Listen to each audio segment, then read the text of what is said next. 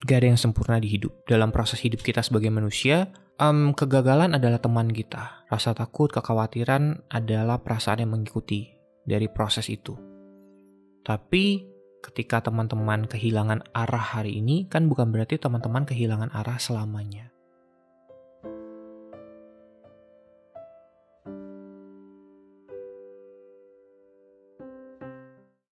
Pernah gak sih lu nanya sama diri sendiri, apakah gua ini udah siap untuk menjalin hubungan? Mungkin lu baru aja keluar dari sebuah hubungan yang gak sehat. Atau mungkin lu baru mau mencoba, tapi takut. Takut gagal, takut ditinggal, takut disakiti, atau bahkan menyakiti orang lain.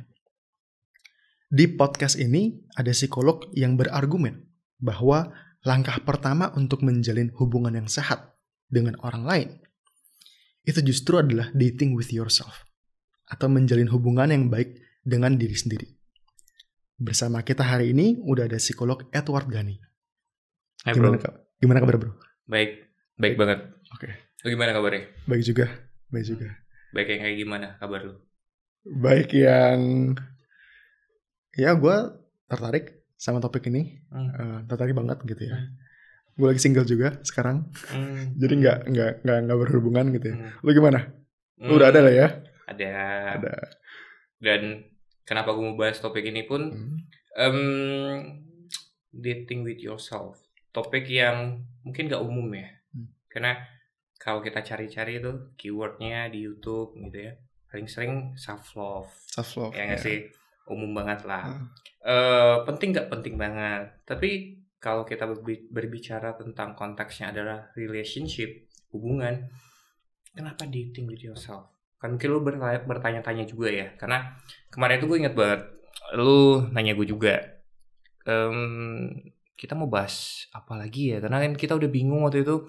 Kita udah bahas tentang journey of human love, terus kita udah bahas tentang attachment style. Apalagi yang kita mau bahas gitu. Terus gue merenungkan ke diri gue sendiri gitu kan.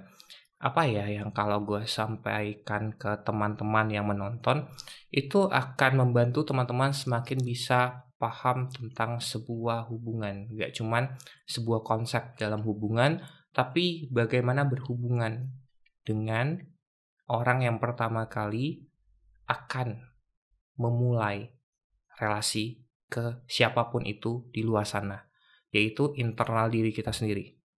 It means adalah diri kita sendiri, gitu kan? Nah, mungkin kalau kita bahas dikit nih tentang greetings awal tadi. Kan lu nanya gue apa kabar, terus lu jawab dan sebagainya. Nah, biasanya apa sih bro yang lu rasain kalau orang nanyain kabar lu? Apa ya? Agak basa-basi sih bro. Agak basa-basi, gue setuju. Kenapa lu pikir agak basa-basi? Karena jawabanku selalu sama. Jadi bukan salah dia, bukan salah gue juga sih. Mungkin salah keduanya gitu ya. Karena jawabannya nggak tahu ya apa ya. Rapport building atau gue juga bingung sih bro. Cuman jawaban gue selalu sama gitu. Ya. Kecuali gue lagi sama temen deket banget atau gue lagi buruk banget mungkin yang gue bilang kayak aduh ya lagi nggak oke sih bro gitu. Cuma hampir selalu ya, baik, bersyukur, lanjut gitu. Itu sih. Kayak default gitu ya sih. Default. Udah defaultnya kita. Apa tuh hubungannya sama ini? Gue penasaran. Nah, lu pernah gak sih bertanya sama diri lu sendiri atau mengkritisi respon-respon template lu ya, respon autopilot lu yang biasa lu munculkan ketika orang lain bertanya hal-hal yang umum. Kayak, apa kabar Re? Terus jawab, baik bro, bersyukur gitu. Lu pernah gak sih nanya ke diri lu sendiri kayak, lu gak bosen tuh jawab itu terus? Atau misalnya, emang gak ada jawaban lain gitu. Nah gue pernah bro nanya itu ke diri gue, ya gak sih? Karena gue tuh tersentil waktu itu. Karena ada salah satu podcast yang gue tonton gitu, dia bilang gini, kenapa sih orang kalau misalnya ditanyain kabar, jawabnya itu-itu doang gitu. Basa-basi banget, mendingan gak usah jawab gitu kan. Kenapa sih jawabnya, gue lagi gak baik-baik aja nih. Terus diceritain kenapanya. Seringkali tuh meskipun gak baik-baik aja kita jawabnya, baik bro, bersyukur gitu. Atau baik banget nih hari ini dan ngerasa sehat, masih diberikan hidup. Gak salah dengan itu. Cuman gue mencari sebenarnya kenapa sih manusia cenderung responnya tuh template banget. di beberapa pertanyaan ya, responnya template. Ternyata setelah gue gali, mungkin gak sih karena kita kurang berkomunikasi dengan diri kita. Kita kurang untuk menanyakan diri kita. Karena pertanyaan tentang kabar lu gimana, itu sebenarnya bukannya sebaiknya ya, lu tanyakan di pagi hari ke diri lu sendiri begitu lu bangun tidur. Gimana pagi ini? Gimana kabarnya? Apa yang dirasain? Tidurnya nyenyak gak? Sesederhana itu. Istirahatnya puas gak? Berkualitas gak? Tapi kan seringkali kalau kita bangun pagi kita ngapain? Lu ngapain bangun pagi?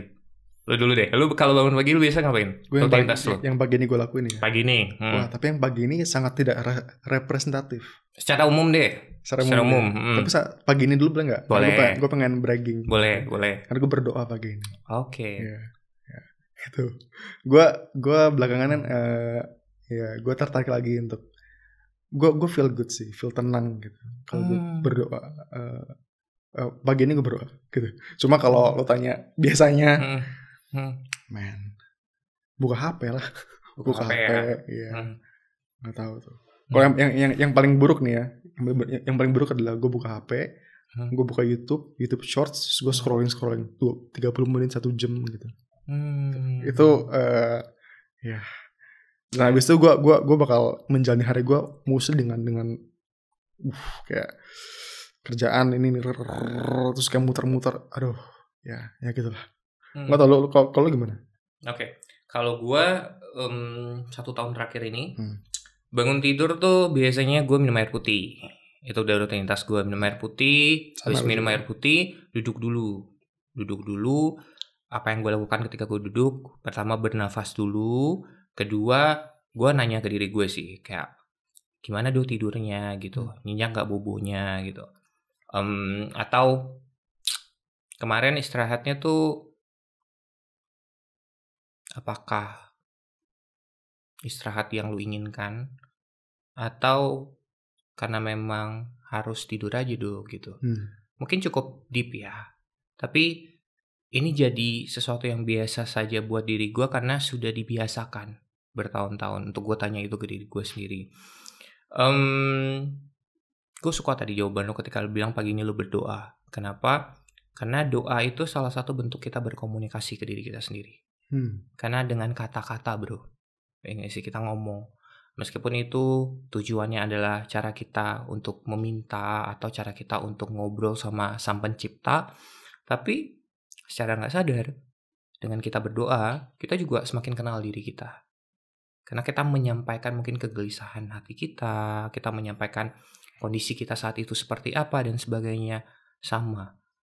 Di pagi hari, ketika bangun pagi, dan kita tanya ke diri kita sendiri, apa kabar gitu. Itu adalah langkah awal menurut gua untuk lu bisa memulai hari itu dengan ketenangan hati. Karena lo tahu, lo hari itu sedang ngerasain apa. Hanya itu dulu aja, cukup sampai situ. Karena sekedar ditanya kabarnya aja, kita udah seneng banget. Gak perlu di-approach apapun ya, cukup tanya, lo apa kabar sih bro gitu. Kayak temen jauh lu nih, misalnya nanya sama lo apa kabar sih Andre gitu. Lo kayak kadang-kadang ngerasa, dia care ya sama gue ya gitu. Kok dia nanya kabar gue ya, dengan di tengah banyak sekali opsi lain yang dia bisa lakukan, kenapa gue gitu. Sama, kalau kita peduli dengan diri kita sendiri dan mulai membiasakan menanyakan kondisi diri kita, gue rasa apapun yang terjadi di luar, setidaknya dalam kita pelan-pelan bisa tenang dulu. Dari dalam diri kita bisa lebih tenang dulu gitu. Itu mungkin salah satu dari banyak sekali faktor yang terjadi di hidup gue mungkin ya. Dari 1 tahun terakhir kali kita ngobrol tentang attachment style, yang akhirnya membuat gue memutuskan untuk kayaknya bahas tentang dating with yourself tuh menarik deh. Gitu. Oke. Nah, ini menarik banget ya. Hubungannya antara lu ngobrol sama diri sendiri setiap pagi, setiap hari lah saya. Itu apa ya hubungannya itu sama orang lain? Kan ini beda ya. Kayak lu sama diri sendiri. Orang lain sama dunia, kan kayak beda dunia tuh. Betul. Gimana tuh? Betul.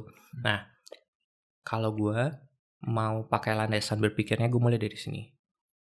Kalau kita mau ngomong sama orang lain, bukankah sebaiknya buat gue ya, sekali lagi pasti setiap orang punya pendapat yang berbeda-beda, tapi buat gue, kalau kita mau ngomong sama siapapun di luar sana, eksternal kita, mempersiapkan diri kita, melatih diri kita untuk berkomunikasi dengan diri kita, itu akan membuat ketika kita merespon orang lain, respon yang kita keluarkan, respon yang kita munculkan itu sifatnya adalah respon yang jujur dari dalam diri kita. Menarik. Bukan respon yang dikondisikan. Karena secara nggak sadar, kalau kita berbicara tentang human behavior, kita tuh sering dikondisikan, bro. Ya nggak sih? Kalau orang nanya, terus template kita apa sih biasanya? Baik. Gimana kabarnya? Baik banget, sehat gitu. Secara nggak sadar, itu ya conformity. Karena kita dikondisikan kan, konformitas. Karena orang lain mungkin kalau ditanyakan kabarnya oleh temannya atau orang yang sudah lama tidak dia jumpai, dia akan jawab seperti itu. Nah, kalau lu atau kita melatih komunikasi dengan diri kita sendiri, gue rasa kita bisa pelan-pelan jujur gitu loh, mau jawab apa.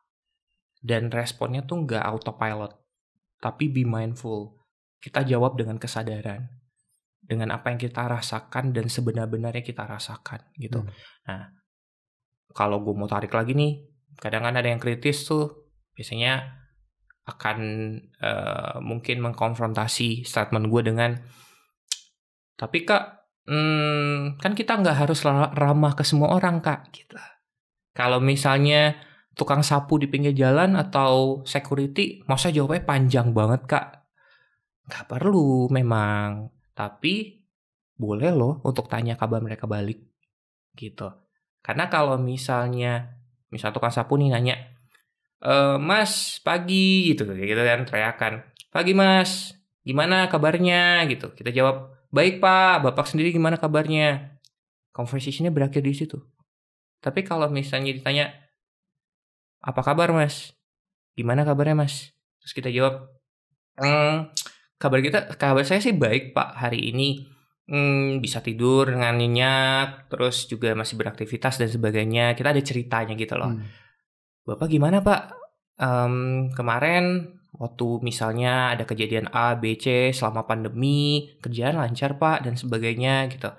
Itu kita merasa lebih lekat gitu loh bro. Betul. Lebih hangat gak sih? Iya. Jadi, lebih masuk hubungannya lah ya. Betul. Jadi yang mau gue sampaikan itu sebenarnya ketika kita bertanya lebih personal atau kita menyentuh sisi-sisi kemanusiaan kita, orang lain tuh akan merasa gue dipedulikan ya gitu. Lebih hangat gitu loh bro relasinya. Jadi ngobrol sama diri sendiri tuh kayak lu mengkondisikan diri lu untuk jujur, untuk terbuka apa adanya. Betul. Dan kondisi itu akan membuat hubungan lu sama orang lain, let's say sama pasangan atau future pasangan gitu, itu lebih lekat gitu ya. Betul. Iya sih. Gue tuh ada satu kekhawatiran sih sebenarnya waktu lu ngomong gini ya, yang buat gue rada berhenti atau ada agak lama nggak berdoa secara sadar gitu ya. Itu adalah mungkin dulu gue agak bosan gitu karena doanya selalu sama.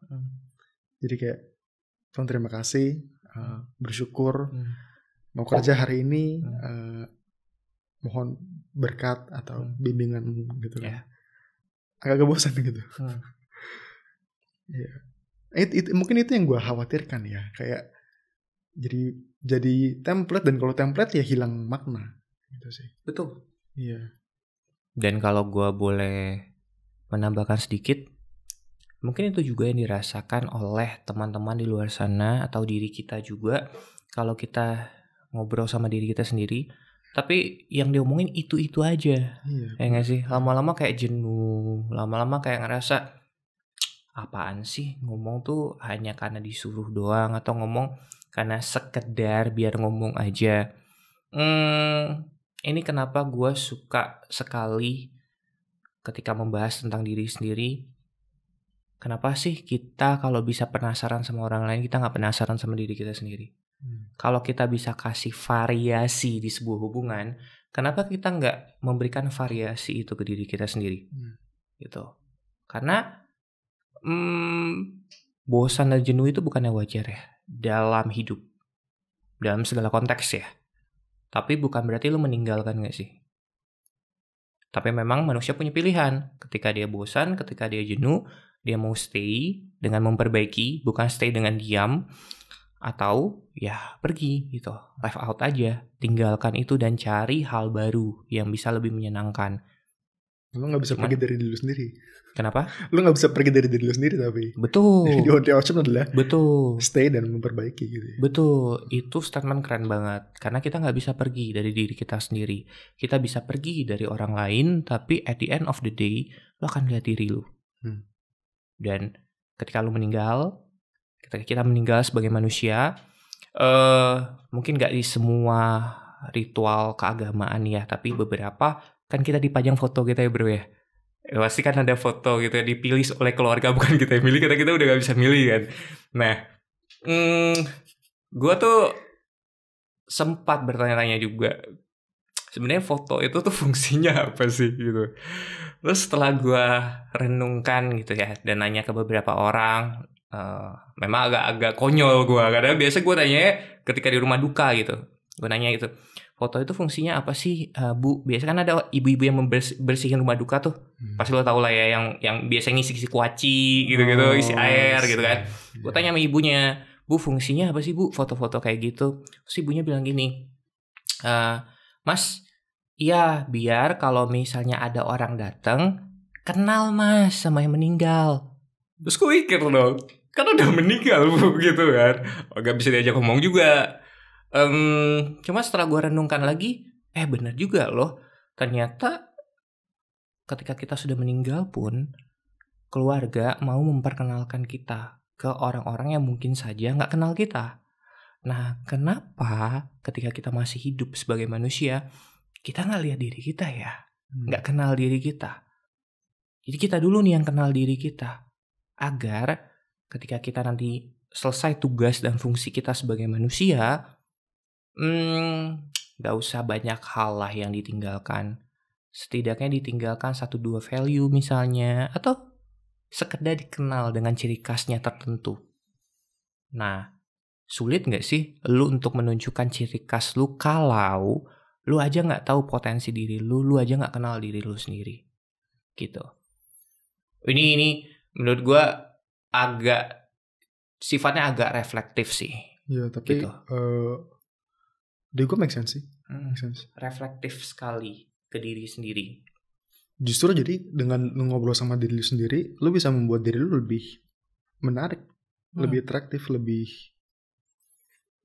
berwarna. Asalkan kondisinya requirement adalah lu harus jujur sama diri lu sendiri. Dan lu nggak cuma kayak autopilot gitu. Tapi lu benar-benar mindful dan nanya gimana kabar lu. Dengan begitu banyak hal yang terjadi kemarin kan harusnya ada variasi tuh. Di jawabannya kan ya sih. Kalau nggak ada variasi berarti apa tuh? Kalau nggak ada variasi di jawabannya ya lu hidup autopilot. Lu hidup cuman sekedar hidup. Betul, make sense sih. Karena banyak sekali, termasuk gue dulu, sampai gue benar-benar berdamai dengan diri gue sendiri, dengan semua kekurangan gue dan bisa mentoleransi itu, kelebihan juga tentunya menerima itu. Hidup gue autopilot kok, gue sadar banget. Gue hidup sehari-hari dengan hal-hal yang sudah biasa gue lakukan, dengan cara hidup yang gue rasa benar. Tapi ternyata ketika gue merefleksikan lagi dan merenungkan lagi semua hal yang gue lalui, ternyata bisa diubah juga kok.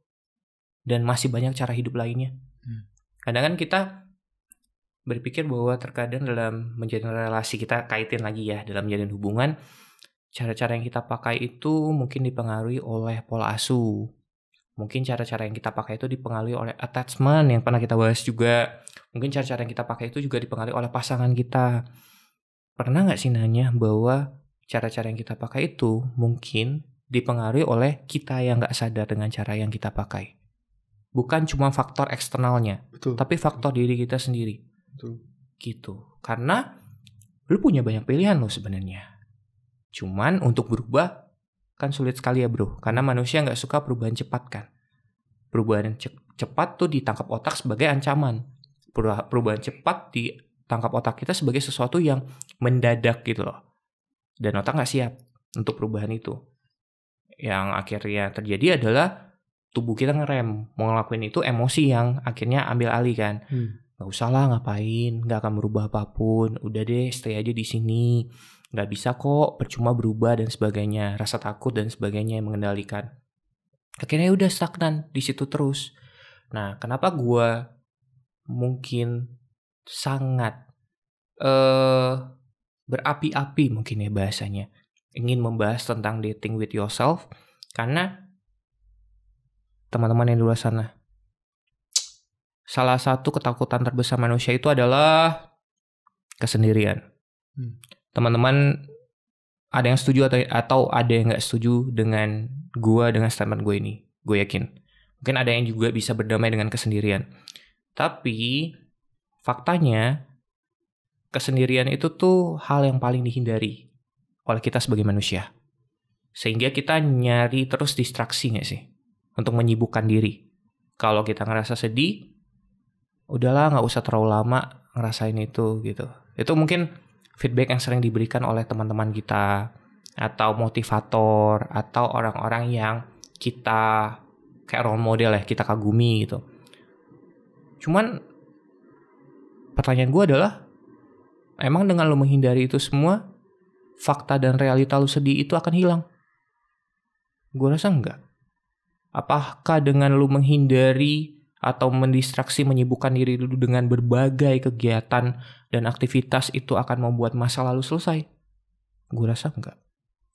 That's why, mungkin enggak sih, langkah pertama yang perlu lakukan adalah hening dulu, tenang dulu, nggak usah ngomong sama diri sendiri langsung, karena gue rasa juga nggak siap kalau langsung ngomong sama diri sendiri, tapi sesederhana merasakan dulu dan melatih merasakan apa yang kita sedang rasakan di saat itu. Menarik sih. Karena sebagai manusia, perasaan itu tuh seringkali kita tolak untuk rasakan. Karena kita merasa ketika kita tidak nyaman dan kita mengekspos diri kita dengan perasaan tidak nyaman itu, kita akan semakin menghancurkan diri kita.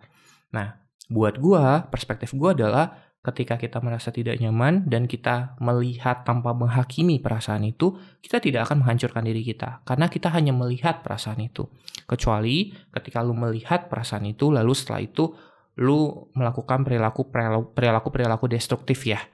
Lu berkendala ugal-ugalan, lu mabok-mabokan, lu melakukan perilaku adiksi apapun itu, betul. Tapi kalau sesimpel deh, sesederhana lu lihat diri lu sendiri yang sedang dalam kondisi terpuruk, gue rasa kita sendiri juga merasa dipedulikan oleh diri kita. Itu kata yang gue suka gunakan ke diri gue, kayak memperdulikan diri sendiri itu adalah langkah awal sebelum lu belajar memperdulikan orang lain. Ketika lu belajar berempati, ya lu berempati lah dengan diri lu sendiri dulu. Ya, ada banyak nih yang lu bahas nih. Menarik semua sih. Ada dua yang gue tangkap nih. Yang kedua yang tadi tuh, sebelum lu peduli sama orang lain, lu harus peduli sama diri lu sendiri. Itu yang pertama. Yang kedua, yang pertama tadi yang gue tangkap adalah, oh my god, lupa gue dong. Anyway, yang nomor 2 dulu sih. Nomor 2 gue lumayan tersentil. Oh sorry, gue inget yang pertama. Yang pertama adalah langkah pertama, lu nggak harus maksa diri lu untuk ngomong sama diri sendiri dulu kalau belum siap gitu. Jadi justru langkah pertama adalah untuk merasakan aja. Betul. Semua yang perlu dirasain gitu ya. Betul. Semua sensori nyalain, be in the present moment. Basically mindfulness itu. Betul. Ya. Nomor 2 ini gue rada tersentil sih. Gue entah kenapa ya. Ini masalah gue dari dulu sampai sekarang gitu. Bahkan sampai sekarang.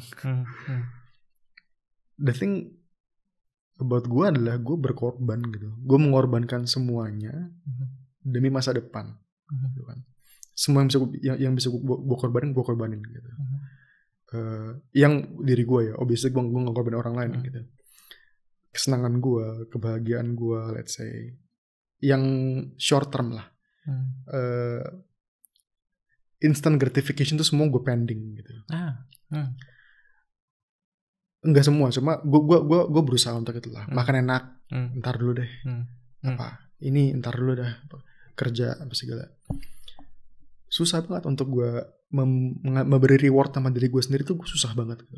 Dan begitu gue beri reward pun bentuknya bukan reward yang sincere atau tulus gitu. Tapi reward yang pergi ke Haji Grill, makan 24 plate. 24 gue bisa makan 24 plate daging dan 16 scoops ice cream. Sebenarnya itu nggak buruk atau gimana sih. Cuma dude, se-ekstrim itu apa? Atau yang lebih jelas buruk lah. YouTube Shorts misalnya, gue binging gitu. Nggak sehat lah. Gue nggak berasa enak setelah itu gitu. Tapi kalau bicara tentang adik gue misalnya, gue dengan sangat mudah dan dengan tulus gue lakuin gitu buat dia. Gue beli ini, beli itu atau gimana. Meskipun gue tahu bahwa ini berharga buat gue nggak ada uang banyak saat ini, tapi gue lakuin dengan sangat mudah gitu dan tulus gitu. Tapi kalau sama diri sendiri tuh kayak gue nggak tahu ya, agak susah ya. Dan I think banyak orang mengalami hal yang sama sih. Menurut tuh kenapa sih bro? Orang tuh begitu gitu. Kenapa orang tuh mau nge-skip langkah pertamanya, which is peduli diri sendiri, dan langsung melompat ke orang lain dulu aja, yang nomor 1. Mungkin diri lu bukan prioritas lu untuk saat ini, mungkin. Jadi yourself not your priority gitu. Karena yang gue lihat ya, ini juga gue refleksikan ke diri gue sendiri. Kita tuh terus berusaha mencari kesenangan dan kebahagiaan dari luar. Sehingga dengan menyenangkan orang lain, kita dapat reward. Secara gak langsung kan. Dari orang lain, secara psikologis. Itu kepuasan yang besar banget. Kepuasan yang lebih besar dibandingkan kita ngasih reward ke diri kita sendiri. Tapi, pertanyaan gue, mau sampai kapan? Gitu. Gue tadi ketika lu cerita, satu hal yang mungkin gue mau tekankan adalah lu gak berkorban. Lu tidak dalam tanda kutip sedang dalam masa menomorduakan diri lu. Lu hanya sedang mempending. Ya kan? Karena kalau kita berbicara tentang instant gratification, kita juga berbicara delay consequences kan ya sih. Kita mempending dulu nih. Lu sedang mempending dulu hal-hal yang sifatnya tuh pleasure, kebahagiaan gitu buat lu. Cuman mungkin sesekali gak ada salahnya juga bro untuk senengin diri lu dengan cara yang sehat, yang konkret, sesederhana misalnya spend time dengan diri lu sendiri. Betul. Lu sadar gak sih tadi ketika lu cerita tentang makan Haji Grill dan sebagainya itu sifatnya semuanya tentang hal yang senang-senang. Iya, senang-senang. Nah, reward itu seolah-olah dopamin bro. Basically dopamin. Betul, dopamin kan. Gue jadi jalan dopamin basically. Betul. Nah, seolah-olah kan reward itu hanya berhubungan dengan hal yang senang-senang. Seolah-olah baik dan ramah ke diri sendiri, memprioritaskan diri sendiri itu konotasinya tuh selalu sifatnya craving for dopamine. Buat gue enggak. Kenapa? Karena namanya hidup tuh ada prosesnya. Dan setiap rasa itu ada fungsinya. Rasa apapun, rasa sakit, rasa bahagia, rasa sedih itu ada fungsinya. Mungkin belajar merasakan kesedihan itu juga berfungsi nanti membuat lo lebih tough dan lebih siap menghadapi hidup. Termasuk dalam kondisi lo sekarang, ketika lo ngerasa misalnya gue harus spending nih banyak hal yang gue mungkin inginkan. Di balik lo menunda itu kan ada perasaan yang juga lo pending. Coba perasaan itu yang lo dalami. Oke, gue paham sih. Gitu. Mungkin teman-teman yang di luar sana yang mendengarkan podcast kita, ada yang relate, ada yang nggak relate juga. Cuman secara sederhana yang mau gue sampaikan adalah ketika kita berbicara tentang berrelasi ke diri sendiri, berhubungan ke diri sendiri, itu nggak cuma berbicara hal-hal yang enak-enak aja, teman-teman. Karena dalam proses kehidupan kita, rasa sakit itu juga membentuk kita. Dan kesendirian, rasa sakit, mungkin itu hal yang kita perlu untuk embrace atau rangkul dulu pertama kali dengan diri kita sendiri. Melihat sudut lemah teman-teman itu bukan berarti membuat diri teman-teman itu gagal. Tidak sama sekali. Sudut lemah, sisi lemah, weakness point-nya teman-teman, itu adalah bentuk teman-teman justru mengenal diri sendiri. Gitu. Mungkin itu yang gua mau coba sedikit tekan. Weakness tuh bukan sesuatu yang lu harus tutupin terus kok. Gitu. Termasuk berrelasi dengan diri lu sendiri. Ya, gue paham banget sih. Di balik itu ya ada perasaan gitu kan. Perasaan itu yang kita ajak apa bahasa yang mau pakai sama perasaan, diskusi, hadir, apa bro bahasa lo, perasaan tuh harus kita apain sih? For me, pertama observe dulu, disadari dulu, kedua dating. Kita masuk ke main kita ya, kita masuk ke topik kita, ke tema besar kita, dating with yourself. Kenapa dating? Gitu kan? Mungkin belum terjawab secara konkret gitu. Gue jawab sekarang. Karena teman-teman yang dengerin podcast kita, termasuk Andre sendiri dan diri gue sendiri, kadang-kadang ketika kita menjalin relasi dengan orang lain, kita punya harapan yang besar banget terhadap relasi itu. Atau kita menggebu-gebu di awal.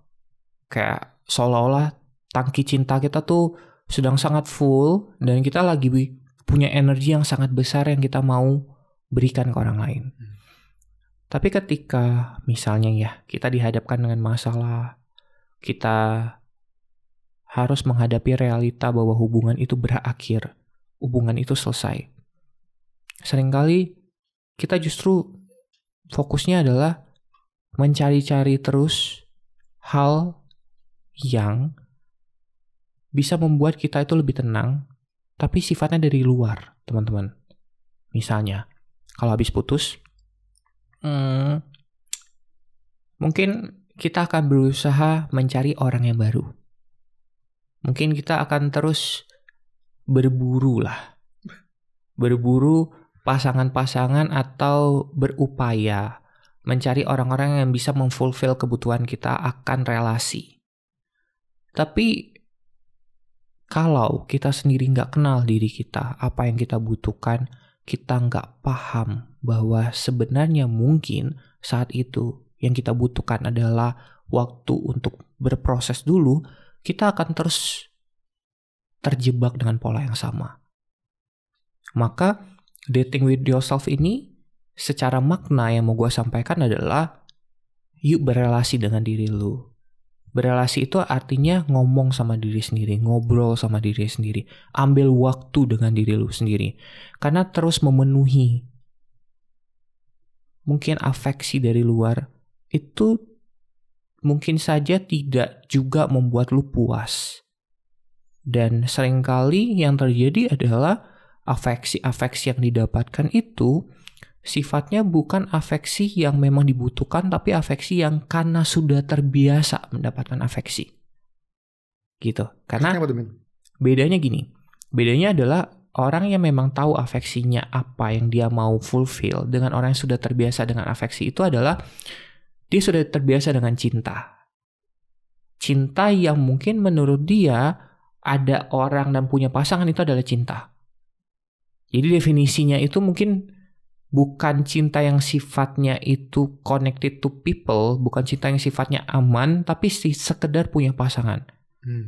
Nah, kan repot ya kalau terus seperti itu, tapi ternyata kualitas hubungannya buruk. Dan afeksinya jadinya tuh jadi trap gitu loh ke diri sendiri. Terus craving for affection, tapi ternyata bukan itu yang lu butuhkan. Dan lu hanya takut untuk sendiri. Karena dating with yourself tuh lu juga belajar untuk berdamai dengan kesendirian lu. Bukan gua mungkin mengajak teman-teman di sini ya udah sendiri aja semua gitu. Enggak. Tapi kenapa gue sangat curious tentang dating with yourself ini adalah mungkin ya sebelum kita menjalin relasi dengan orang lain, ada loh orang di dalam diri kita yang perlu untuk kita rangkul dulu, yang perlu untuk kita hug dulu, kita peluk dulu, kita tanya kabarnya. Jadi lu siap nih ketika lu sudah kenal dengan diri lu yang di dalam, ketika lu mengekspresikan cinta keluar, lu pakai prinsip dasar, yaitu perlakukanlah orang lain seperti kamu ingin diperlakukan. Lu pasti sering dengar kata-kata itu, ya nggak sih? Itu kayak common words yang umum sekali atau kata-kata bijaksana yang sering kita dengar di hidup kita dari kita kecil sampai kita dewasa. Nah, gimana caranya lu memperlakukan orang lain seperti lu ingin diperlakukan kalau lu sendiri tidak tahu cara memperlakukan diri lu? Iya dong. Berarti yang lu aplikasikan itu mungkin bukan sesuatu yang lu inginkan. Iya. Apa ya? Gitu. Apa tuh? Kalau bukan yang gue inginkan, terus apa dong?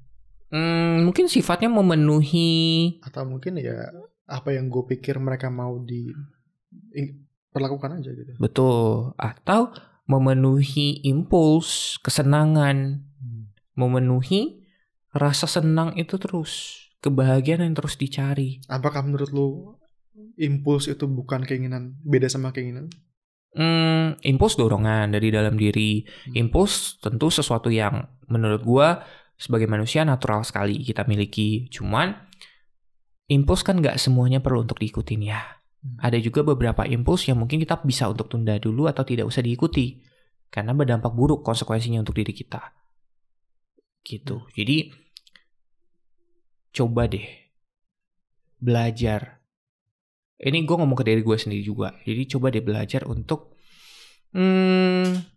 melihat kebutuhan dalam diri juga. Jadi mungkin dalam prosesnya nanti gak semuanya itu senang-senang. Gak semuanya itu enak. Tapi dalam proses ini ketika lu dating dengan diri lu sendiri, tumbuhkanlah rasa penasaran akan diri lu. Rasa ingin untuk mengeksplor dan ngediscover diri lu terus. Karena lu akan menemukan bagian-bagian mungkin yang lu gak pernah lihat sebelumnya. Dan bagian-bagian itu mungkin saja yang membantu lu. Ketika nanti berrelasi dengan orang lain, orang yang berrelasi sama lu merasa bahwa, wah ketika gue berhubungan dengan Edo, dengan Andre, gue merasa safe ya. Gue merasa gue diperlakukan sebagai manusia. Dan itu membuat gue nyaman, membuat gue aman. Sampai situ aja dulu. Make sense banget sih. Karena Edo dan Andre pun memperlakukan dirinya sebagai manusia. Ya, merasa aman sebagainya. Ya dari awal sebelum gue ngobrol sama lo tentang ini gitu ya, itu gue punya pertanyaan kan kayak apa nih hubungan bedanya dating with yourself sama jadi orang yang narsistik gitu. Kayak gue selalu gitu kan. Itu di gue nggak terdengar sehat gitu ya. Dan tapi begitu gue paham maksud lo apa, berdamai sama diri sendiri, mengkondisikan jujur sama diri sendiri dan apa adanya, itu justru beda banget gitu ya sama narsistik ya. Betul. Lebih ke apa ya? Coba kalau dari lo apa bro? Ada penjelasan ilmiahnya nggak tuh? Kenapa beda gitu? Narsistik sendiri itu kan definisinya adalah perilaku yang orientasinya itu self-center. Jadi hanya diri kita yang jadi prioritas kita sampai kita seolah-olah lupa bahwa kita ngehidup sendiri. Less empathy lah. Jadi ketika kita hidup dalam lingkungan sosial, kita nggak peduli sama orang lain. Nah, sedangkan dating with yourself yang tadi gue sampaikan, itu justru ketika lu sudah dengan diri lu sendiri dan tahu bahwa lu nggak mau diperlakukan seperti itu, empati lu lebih peka, bahasa gue. Kepekaan terhadap empati itu lebih tumbuh. Sangat berbeda. Ya, tentu sangat berbeda. Benar. Gitu. Dan itu penting banget untuk menjalin hubungan yang baik sih. Hubungan apapun gitu. Basically empati itu penting banget sih. Ya. Benar. Skill yang selalu berguna lah sampai mati lah, kayak punya insting gitu.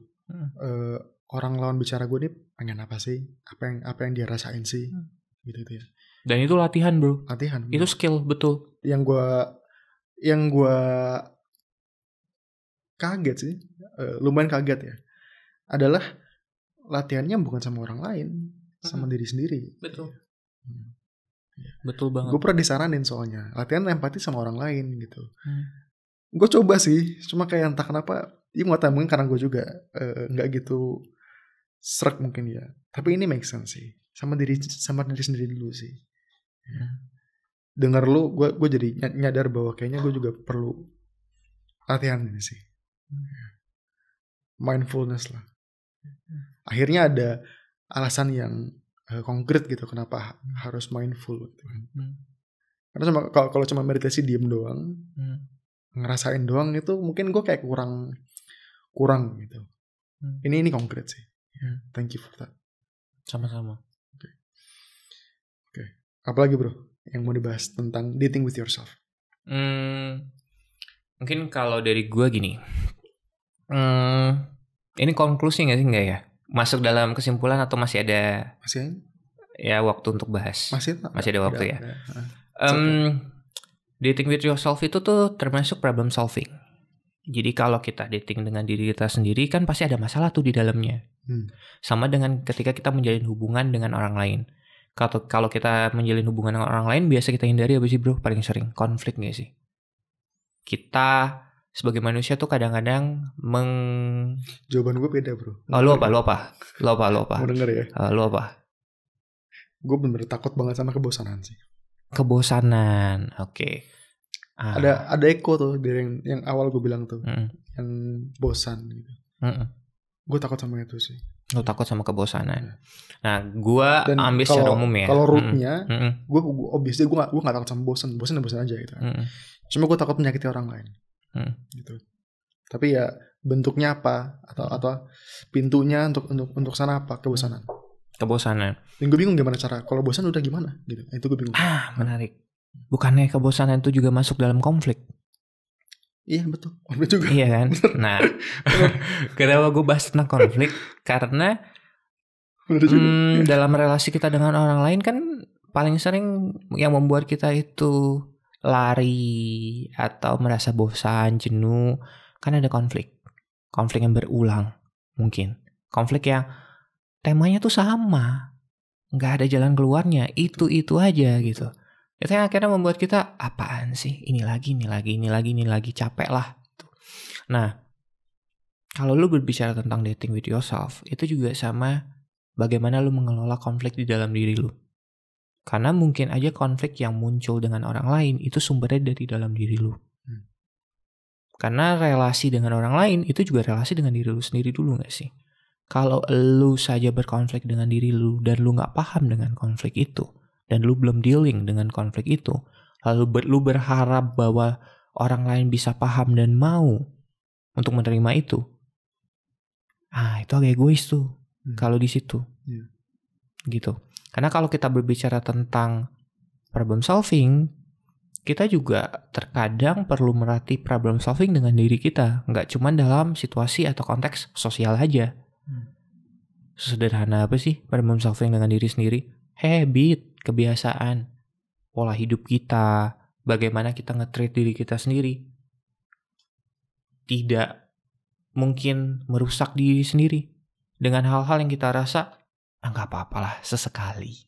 Yang paling sering kan, jarang-jarang, nggak pernah, boleh lah, nggak jahat gitu kan. Beli martabak misalnya. Dari dulu sampai sekarang, gue kemarin gue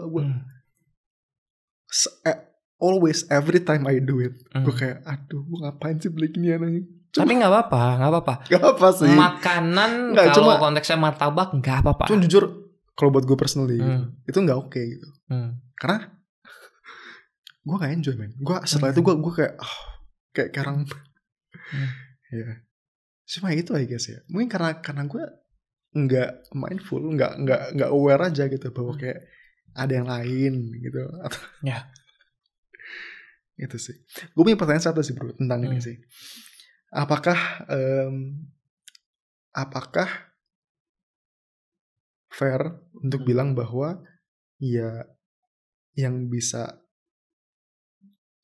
memenuhi kebutuhan lu hanyalah diri lu sendiri.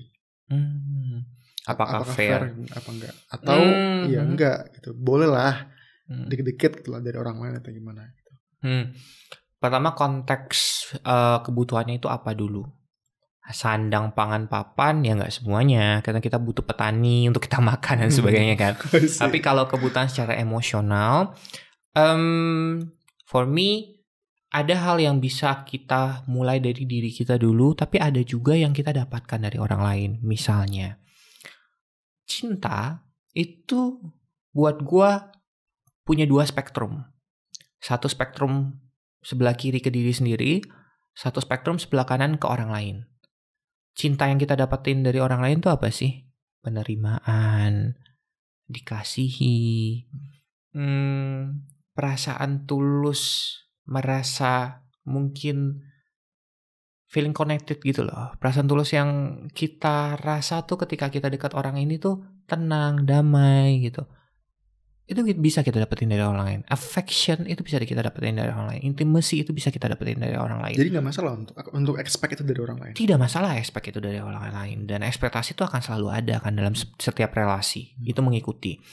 Cuman gua tidak bilang bahwa jangan mencari cinta dari orang lain. Tidak sama sekali. Tapi yang mau gua sampaikan adalah sebelum kita mengeksplor cinta dari luar, boleh lo eksplor dari dalam dulu.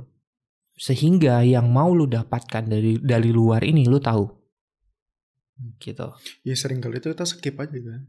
Kita skip yang step pertama gitu. Gue tau gue ngelakuin itu sih. Udahlah, yang pertama bisa lah. Ntar lah. Gitu. Skip langsung ke yang kedua. Ya. Dan ujung-ujungnya kalau skip apa? Lu lupa gak sih? Kita sebagai manusia kadang-kadang gitu kan. Udah skip kayak udah biasa dengan pola yang baru. Lupa gue. Ternyata ada yang dilewati. Dan ketika bosan, ya gue bingung apa yang harus dilakuin. I think itu sih. Ya. Sekarang obviously gue lebih pintar ya dari dulu ya. Cuma ya apparently nggak pintar-pintar amat. Karena gue masih skip yang step pertama. Gitu. I think itu banyak yang ngalamin. Nah, let's say untuk orang-orang yang ngalamin nih, orang-orang yang skip langkah ini, dan bahkan mungkin orang yang seumur hidupnya udah nge-skip gitu, selalu lompat ke yang kedua, nggak pernah dating with themselves. Pesan apa sih yang pengen lu sampaikan ke mereka? Oke. Ini gue kondisikan gue lagi ngobrol sama diri gue sendiri ya. Gak ada yang sempurna di hidup. Dalam proses hidup kita sebagai manusia, kegagalan adalah teman kita. Rasa takut, kekhawatiran adalah perasaan yang mengikuti dari proses itu. Tapi ketika teman-teman kehilangan arah hari ini, kan bukan berarti teman-teman kehilangan arah selamanya. Ketika teman-teman sulit atau gak bisa untuk date with yourself, bukan berarti teman-teman tidak bisa untuk mencoba. Karena langkah awal itu adalah memberanikan diri dan belajar untuk melihat dirimu itu bukan sesuatu yang hina dan kotor. Kamu adalah manusia, seapa adanya kamu sebagai manusia. Maka terimalah kemanusiaan kamu dengan kekurangan kamu, dengan kelebihan kamu, dan banyak aspek dalam dirimu. Dan satu kalimat yang gue tadi sudah sampaikan juga sama lu, bahwa apa yang tidak bisa kita komunikasikan dengan diri kita sendiri akan sulit kita komunikasikan dengan orang lain.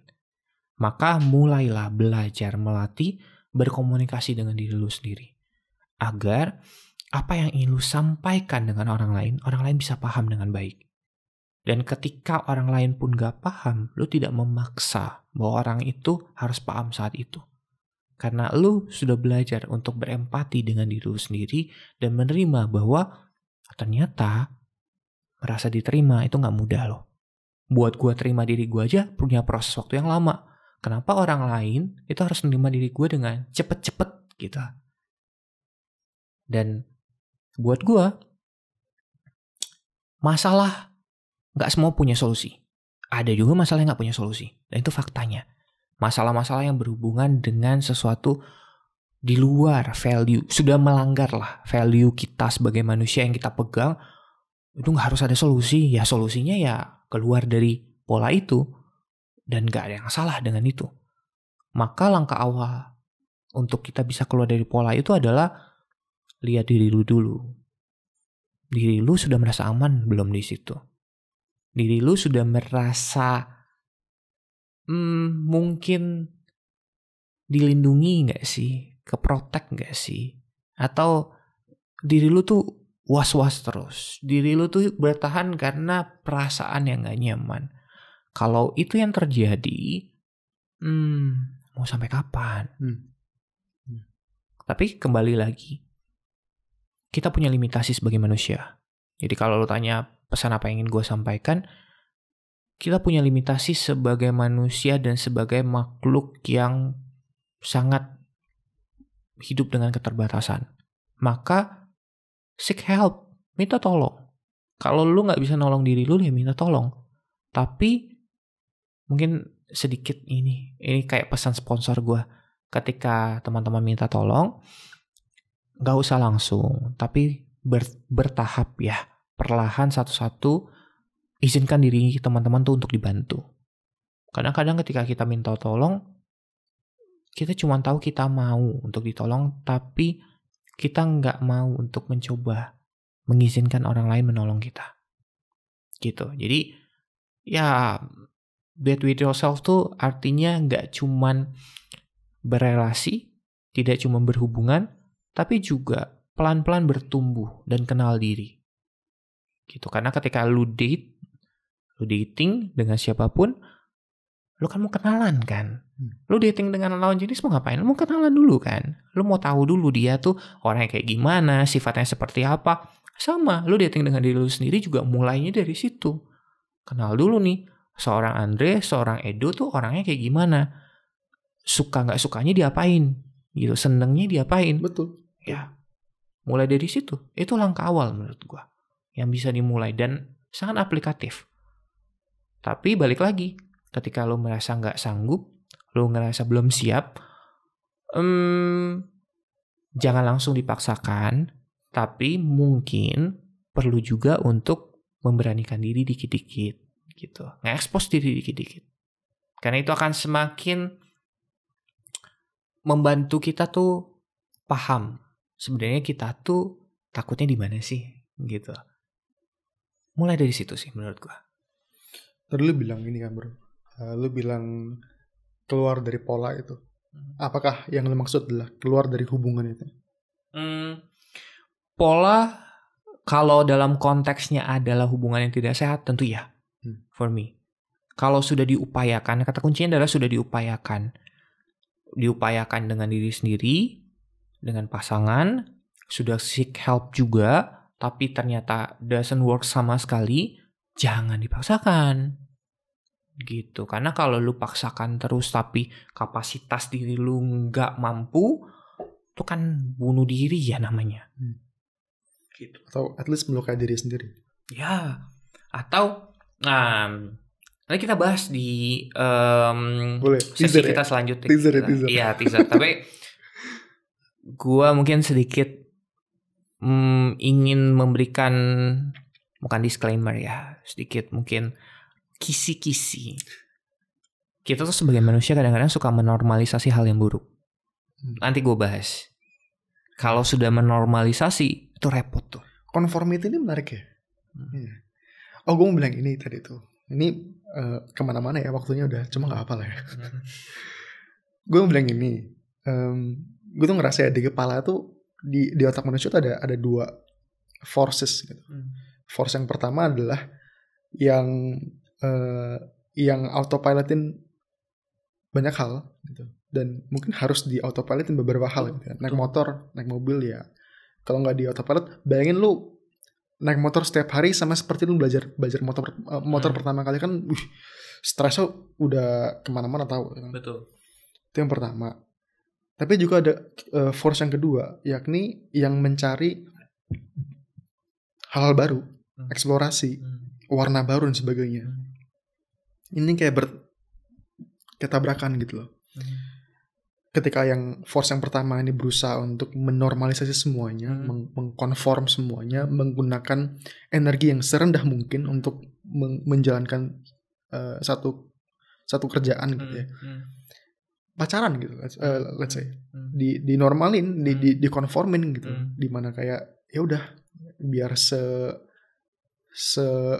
slow effort mungkin gitu. Tapi yang kedua mungkin dia bosan gitu, dia pengen cari hal yang baru gitu. Nah itu sih yang gue dua ini sih, mindfulness ya penting untuk force yang kedua ini gitu. Karena kalau force yang kedua ini nggak terpenuhin kebutuhannya, yang lu bilang tadi tuh konflik, bosan sendiri tuh konflik gitu. Betul. Penasaran sih gue, menurut lu gimana? Gue selalu suka dengan terminologi keseimbangan adalah kunci. Jadi setiap bagian otak tuh punya fungsinya masing-masing. Setiap pikiran tuh punya fungsinya masing-masing. Tapi kesadaran adalah landasan awal. Jadi wadahnya gitu loh. Jadi ketika kita sudah menjadi force yang pertama dan kedua, bukan berarti yang pertama dan kedua ini jadi defaultnya kita selamanya kan. Ada masa-masa di mana kita juga perlu untuk belajar, melihat kembali dan mengevaluasi diri kita. Nah, kenapa gue cukup mungkin mengulangi kata menyadari, belajar kenal diri, karena menyadari dan kenal diri itu sama dengan mengevaluasi diri terus gitu loh. Kadang kita perlu untuk mengevaluasi apa yang kita jalani, termasuk hubungan. Menormalisasi terkadang itu terjadi karena kita tidak mengevaluasi itu dan kita merasa bahwa itu sesuatu yang wajar. Iya, make sense sih. Gitu. Orang gak pernah di-review gimana mau. Betul. Make sense. Nanti kita bahas di episode selanjutnya, karena itu panjang sih. Boleh. Oke, man, thank you banget. As always, gue belajar banyak hari ini. Sponsor sedikit juga ya. Nama gue Andre dari Bicarakan, bareng Edo dari Bicarakan juga. Psikolog, non psikolog. Kalau kamu merasa bahwa butuh bantuan, let's say bukan bantuan, butuh teman diskusi, orang kayak Edo, psikolog gitu, yang paham tentang manusia atau terus belajar tentang manusia dan punya lagi ada masalah nih saat ini sama pasangan atau sama keluarga, sama orang lah gitu ya, dan tertarik untuk buka diskusi itu, boleh banget untuk konsul sama psikolog. Caranya pun super mudah, tinggal kunjungin kami di website di www.bicarakan.id. Di situ kamu bisa ngobrol sama psikolog Edo ataupun yang lainnya. Ya, itu sih. Thank you banget untuk perhatianmu, udah dengerin pembicaraan kita hari ini di podcast Angkat Bicara, dan sampai jumpa di episode selanjutnya. Thank you. Bye-bye. Bye-bye.